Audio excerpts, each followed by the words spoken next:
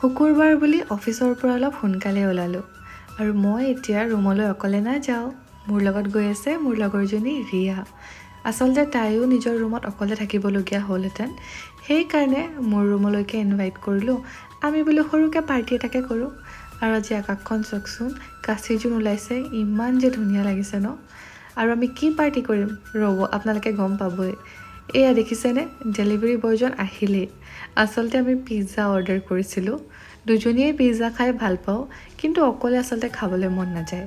আৰু খোৱাৰ আগত মই সোনকালে ফ্ৰেছ হৈ ল'লোঁ, কাৰণ হয় ন, ক'ৰবাৰ পৰা আহি যদি কাপোৰখিনি নহলাও ন, কিবা লেতেৰা লেতেৰা লাগি থাকে। গা পা ধুই আজি পিছে চুলিখিনিও ধুই দিলোঁ, কাৰণ ইমান লেতেৰা হৈ আছিল মূৰটো।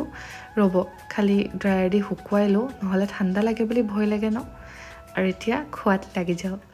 চাওকচোন ইমান টেষ্টি। আকৌ ভিডিঅ'টো চাই এতিয়া মোৰ খাবলৈ মন গৈছে। আমি এনেকৈয়ে টিভি চালোঁ, খানা খালোঁ, এনজয় কৰিলোঁ। পিছত তাই থকাকৈ অহা নাছিল, সেইকাৰণে এতিয়া নিজৰ ঘৰলৈ বুলি উভতিলে। আজিলৈ আহিছোঁ, বাই বাই।